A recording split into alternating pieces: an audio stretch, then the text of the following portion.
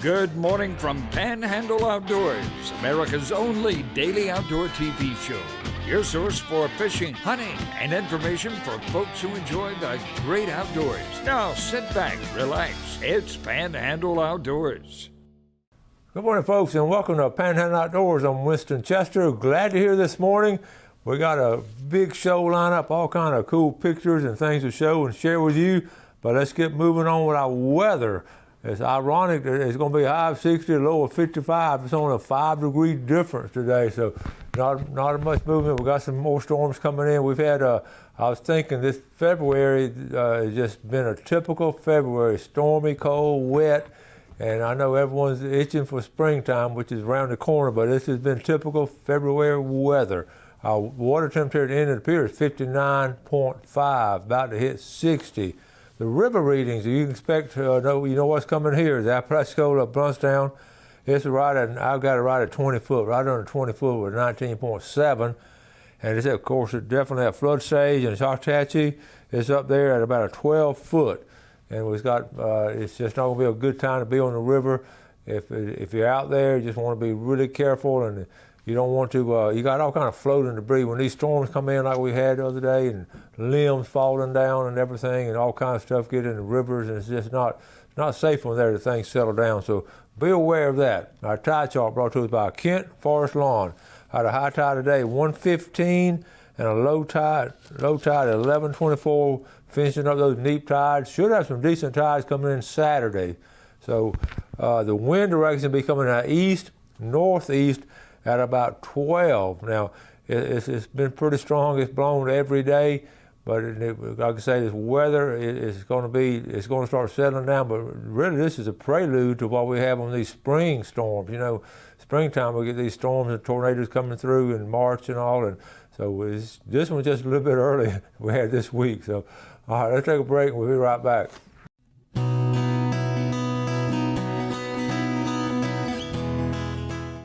Okay, welcome back. I got to chat with Ronnie Groom yesterday. He said to be sure and tell y'all we got the big buck contest going strong, getting ready to wrap it up. And remember, you get that free ramp, free rack set up, completely mounted from either Watford Taxidermy or Coit Jordan. That's two fine taxidermists here in the Florida Panhandle. So if you win, you get a free mount there. So keep that in mind. If you have something you want mounted, check those two guys out. I know both of them, and they both very conscientious, very hardworking, and they take a lot of pride in their work.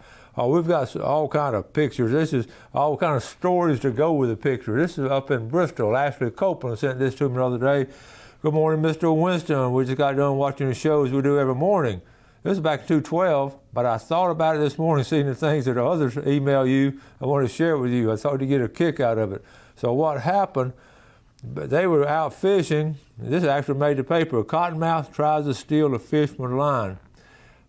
She and Chad and the kids and the in-laws are out there fishing off the sandbars down off Highway 12, and Chad decided they caught 4 or 5 catfish. He went out and waded out there in the water to sort of rinse off and everything, and he turned around and noticed something. He had the fish in the water, and he noticed something was on it. It was a 3.5 foot cottonmouth. Check this out. 3.5 foot, and that's a big for a cottonmouth, had wrapped around that fish and was trying to get him off the line. Well, Chad tried to knock the cottonmouth off, but he couldn't get him off. So he ended up having to kill the cottonmouth and took him home just like that. Now, you're talking about mounts and different things. That would be a cool mount there with a catfish with a moccasin around it. Good job. Thank you for sending that to me, and that's some good stuff right there. Moving along, let's talk about fishing. Old Donnell Finley up here, that's not snow now, that's the sand hills. I know it looks like snow, but first of the year, and what he said, the little belly was about to pop, so that's telling you something right there. They're getting ready to go spawn. All the little signs of spring. Good job, Donnell. Okay. Hey, Coach, this is Mick Vinson. Hey, Coach, I got my largest buck ever. He only had one side in 2019, and it grew to this big boy this year. Just wanted to share. We can grow big bucks if you let them grow. Like I said, like he was saying, Mick said that last year, one side had broken off. He let it go last year, and look what happened. That's a fine buck. He said, by the way, my son Wyatt got this tiny hog also. Here's a better picture of it right here. That is a big hog right there. So yeah, I told him, I replied back and said, I know y'all have some meat in the freezer. Charles Paul posted this one in Florida Panhandle Hunters. This is a Holmes County buck. I wanted to show this because I've shown a lot of Washington County bucks, but this is a nice Holmes County buck. Good job, Charles Paul. This is, okay, y'all thought I was playing. Okay, he came back out of the hole and saw his shadow and went back in. So he wasn't playing. The groundhog wasn't. Bill Noble, we're talking about do-it-yourself deer blind. This was cool because it's talking about he built this for a little girl. It's on a 100-acre field, and she was 13 years old and named it Dollhouse. She started hunting by herself at 13, and now she's 21 and still hunts in it. So I thought that's cool. Of course, it's a situation there where I know it's hard to stay warm, but that's where you have your heaters and all. But you know, a well-built deer blind tree house is going to stay for years if you keep it protected with a good roof on it. The key to it, all these tree houses we're talking about, is a roof, just having a good roof. Okay, don't forget this is ongoing now, and it's going on into April. The Gulf Breeze 2021 Pompano Tournament. We were talking about a Japanese Magnolia. This is coming up there in Chattahoochee. Joanne Maxwell, beautiful. Look at there. It's already. This is a sign of spring up in the inner part of the Florida Panhandle, up in Gaston County and Jackson County. When this is the first sign of spring when the Japanese Magnolia blooms. That's up in, I think, Chattahoochee. Joanne and Ned. This is interesting. I've heard several people tell me about this. Doug bought this. This is $1,700 worth of lumber. And people have been telling me about how lumber has gone up. And I was going to, I'd heard it and all, then he posted that yesterday. I was checking around with different people. What happened, we talked about all these people doing outdoor projects, the sawmills having slowed down, and lumber has skyrocketed. And then I was over at AMW Trailers yesterday, checking with them, and they were telling me, Eric was telling me the price of steel since the January 1st, 2021, the price of steel is going up 50%. So you look at steel and lumber. I was thinking about getting a trailer, replacing the wood on the trailer, and it's not a good time because lumber and all. And I was thinking about us, you know, some of us getting ready to do our spring projects, building decks, and then some people go and start building their deer blinds and duck blinds all for next year. It's not a good time to buy your lumber or buy your steel. So be aware of that. Also, we don't know when it's going down. Here's a tip of the day now. If you have Crocs, what you do, this is a fishing line, okay? You get a straw, you put the line on it, and then you can put new line on your reel for this year. I went outside and checked my Crocs. My Crocs don't have the side hole like that. Not the round hole. So anyway, it's got a square hole. Maybe that's what that one is. But anyway, that's your tip of the day when you put new lines on there. Okay, one more. Got this from J.B. Hillard, Winston. This was one I want to thank. Okay, here we go right here. Winston. Thoroughly enjoyed the show today with Ken Paramore and Officer Ramos. It was really good to see FWC back on the show and hope this will continue. He went on to say it's good to see them back sharing important information.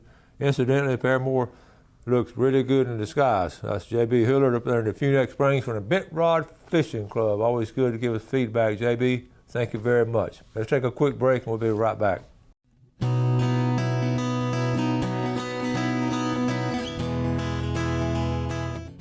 Okay, welcome back. I've got a little minute and a half little video someone shared with me of an owl. This guy feeding an owl flying down but picking the fish up off of his boat. So we're gonna try. We've had some little technical problems, so I got this. Check this out now. It had a lot of. Okay, so he's got a fish in his hand, and now look, the owl's gonna be coming toward us, coming down out of the tree, and the owl's gonna. Okay. It's in slow motion, so to pick up the owl. Oh, here it comes. See the owl coming right there in the middle of the screen. You see the wings. Now watch this. He's coming in low, and he's going to sweep up. Going to sweep up and grab the fish. Boom! Look at those claws. boom, and it flies away. Is that not cool? I just thought, okay, that was, we talk about owls a lot, and they are, to use the word fascinating is an understatement, but we really, I really enjoy having it. I want to share that with you also. I got a couple more pictures I want to show with you. Let's see. We didn't quite get finished. We got the Bayou Bash coming up. Let me see. Was all that still on there? This is from, here's the email right here from, good morning, Mr. Winston. Huge shout out from Honorville, Alabama. Can express how much I enjoy your show. I watch on YouTube every day and have watched many back episodes. I surf and pierfish. Also enjoy quail and turkey hunting. Please enter me in the jar. Your friend Terry DeFee. And I asked Terry, I didn't know where Honorville, Alabama was. I said, great from hear from you, Terry. I'll be sure to get your name. Now, where is Honorville, Alabama? And he told me that it is located 15 miles east of Greenville, Alabama. So he fishes from Panama City to Fort Morgan. And I tell you what, now that is some fine hunting over there in Greenville, Alabama. We've been over there and hunted some. That is some really, really pretty land. We got coming up now. Each year, and it's going to be stronger and bigger this year. From Honorville all the way down to Apalachicola, we cover everything. But the Bayou Bash is coming up, and you remember this is down in St. Joe Bay. What's cool about this year? It will be the best yet. They're going to have a big one. They have a new home. They're going to host it. They've outgrown Presnell's, or Presnell's just don't have room for them anymore. They got that big motel coming in, and us locals going to have to be pushed aside, and we're going to end up over here at Salinas Park Bayside, and it's going to be, go and put it on the calendar, it'll be May 1st, and I want to show you where Salinas Park is. Give me a minute to put it up on my Google Earth. I got it right here. This is, I'm going to zoom it in. Okay, y'all see Cape San Blas. I poke right here. So this is Salinas Park. This is where, just as you turn on the Cape Road, this is really a cool place. Right there, here's what's happened with our oil spill money. Some of our county commissioners have done a good job. I tell you what, and when everything's been said and done, as far as environmental damage, it was not as bad as they thought initially. But at the same time, initially they poured a lot of money into Franklin County and all the counties and Gulf County, and these commissioners and all this had been able to disperse some money, have done some good things with it, and Salinas Park is part of it because that's the oil spill money. They've got it cleared up, and they're making a very nice park. In fact, I'll show you some pictures there real quick of just what they've got. A boardwalk. Let's see, boardwalk built there. This is looking out over the bay and all kind of marsh grass. It goes all the way over to the beach now. It's on beachfront and bayfront. I mean, it's beautiful. So check it out. It's got all kind of cool things and all from it. But that's Salinas Park. Okay. Now, let me see. I did have a couple more pictures. Well, that's going to wrap it up as far as pictures and trying to keep you entertained and everything on it. One of the things, let's go ahead and add our names. We don't have enough time to get into other stories, so I want to add some names, okay? All the way from Bayou George, Ray Neighbors. Another one from Bayou George, Doris Hill. And from Honorville, Alabama, Terry DeFee. And here's Karen Carroll. From Graceville, Florida, up there on Peacock Road, Joy McLeod. Okay. And how about Michael Harris got late? He was late adding his names in. It's already February. So here's the Harris family. Michael Harris and Braden. And mom and dad, Johnny and Darlene Harris. Up there in Lynn Haven. Okay. Let's go ahead and take a break, and we'll be right back.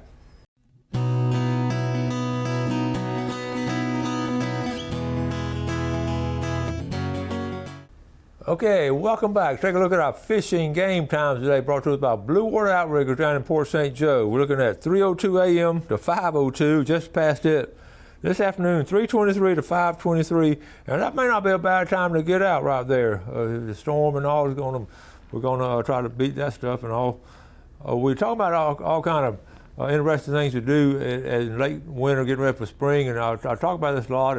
And one of the things, in fact, I'm going to try to get my granddaughters to do this, to build a wood duck box. And it's time to get them out there because the wood duck's going to be nesting, close to docks and close to trees. And what they look for a tree that's out in the water, that's got a hole in it, like a pine tree, got a hole in it, and they can climb up there and lay the eggs and all. But we can actually help them out a lot if we can build some wood duck boxes. And see what happened, the ones we had, I say we, just a lot of folks had put some up, and like in Deer Point Lake and Lake Seminole, these storms have wiped them out, especially if they had a little bit of age on them. So here, just right here, I just looked it up. This is on the Audubon page, how to build a wood duck box, wood nest, and it goes on in, and it actually has some good, it shows you how to lay the lumber out, it can cut the lumber. It's gonna be expensive. I think we can afford that kind, but it shows this little screen right here. Do y'all realize what that is for? I had to look. I'd forgotten about it, but that's for the little ones when they hatch to climb up and go out the hole. That gives them something to grip to, and this is how it does. But they're not complicated, and then you got a little clean out spot and everything. That's a finishing product right there. It looks, and I just these are cool. And the more you have, the more wood ducks you're going to have. And then you have now you're doing it out in the field, you have a little predator control on it, and from snakes and all. And you can do that also around trees and try to mount them on something that going to be sturdy. And then it tells you how to place it. Anyway, that's on the Audubon page on how to build the wood duck boxes. And it's on the same line, taking care of things and I really enjoy feeding a bird. Each year it seems like I enjoy them more and more. I get a really good kick out of them, watching them and all. And somehow while I was looking up wood duck boxes, I ran across the top 10 mistakes people make in feeding birds, and out of my own entertainment, I wanted to just see what they were. So in fact, I make a lot of mistakes in feeding my birds. I didn't realize I made that many. Okay, right here, the top 10 bird feeding mistakes. And I thought I was pretty good at it, but here we go right here. Number one, using only one kind of bird feeder. Okay, now I just have one kind of bird feeder out now. We'll get when the hummingbirds come out, but you really need to have a couple different ones. But I don't want to get all that. I have plenty of birds out there with my one feeder, but I put a lot on the ground. So that's one mistake I made. Number two, letting feeders get empty. Well, I let them get empty. We went out of town the other day and come back and my bird feeder was empty. So I'm 2 for 2 now. I let my bird feeder get empty. And number three, using bargain basement bird seed. I guess I'm guilty of that too, because I try to just buy the same bag every time. It's a decent price, and I don't buy that really high expensive bird feed. But they seem to be happy. They're out there singing and running around, and so anyway, so I'm 3 for 3 in making mistakes on feeding my birds. And I'm bad about this, feeding birds bread. I thought, since I was a kid, I thought you could feed birds bread. I mean, it's not their staple diet around the house, but sometimes I have some scraps left over, some cornbread or something, and I can remember my dad throwing it out in the yard and let the birds eat it. So I've always done that. So now I'm 4 for 4 in making bird feeding mistakes. But what they're saying, and it says it's junk food for wild birds. But if I did it every day, I could understand that. But we just do. I thought it was a treat. Honestly, thought it was a treat for the birds, and they acted like it was a treat. They jumped up and down, excited. But okay, I'm 4 for 4 now. The next one, making bad hummingbird nectar. Gail sort of takes care of the hummingbirds, and I didn't. She was telling me you got to do different kinds of sweeteners and not plain white sugar. I don't know much about the hummingbirds, but I guess I'm guilty of that too if I were to do it, because I wouldn't know. I just put sugar in there. And number 6, ignoring natural bird food sources. I just, I don't. We just have a regular yard and everything. So I guess I'm 6 for 6 in making mistakes and feeding my birds. Okay, but I'm okay on number 7, not feeding winter birds, because I've been feeding a lot of birds this winter, And I swear they just eat more in the wintertime, I guess because they cannot find a natural feed. So I'm okay. I'm 1 out of 7 in doing it right. Okay, the next one, not protecting bird feeders. I really don't have a big problem with squirrels. I can keep those pretty well controlled and all. So, but I don't build in a special protection for them. But I know some of y'all do, and that's a good idea. And they're talking about squirrels and bears and all that. So I don't know if I'm guilty of that or not. Not cleaning. We do clean them out. I don't know. I don't use my toothbrush or anything like that to clean them out with, but we clean them out on occasion. And then the last one, the top 10, storing seed carelessly. Okay, on that we keep our seed in the. I have a garbage can, a small garbage can, metal can with a lid on it, that we put the bird seed in. But we've been able to take care of that. So anyway, I try to when I was putting all this together, I was thinking about all this different information I give you. Some of it I plan to give it to you, and some, like last night, I just run across it. But I still want to share it with you because I know some of y'all, it still has to pertain to the outdoors. Some of y'all do these kind of things, and it's part of nature, and it's a really exciting part of nature to see all this. And I remember I do this on occasion. I wrote this down one day years ago. The goals of Panhandle Outdoors. Okay, I wrote this down on my little screen. The goals of Panhandle Outdoors are very simple. We want to inform you, we want to entertain you, and we want to encourage you. And if we can hit all three of those, we hit a home run, but just a little bit. And we really just thrive off the feedback. You see the emails we get and the texts we get and the feedback we get from you, and that's what makes this show unique. And it's what gets Jeff and I up early every morning to come do this show. It's a challenge at times, and yet it's so fulfilling. So we appreciate the feedback, and we just try to put something together every day that's going to be entertaining, informative, and also that you can learn from it. So we've got all kind of good things coming up. We've got this Jeep bog in. We'll be talking about that later, coming up pretty soon. But got to wrap it up for today. Got a big show tomorrow. Y'all do something good today for your fellow man. Have a great day and enjoy the outdoors. God bless. Thanks for watching America's only daily outdoor TV show, Panhandle Outdoors with Winston Chester, featuring hunting, fishing, and other activities and information to help you enjoy the great outdoors. Join us next time for Panhandle Outdoors.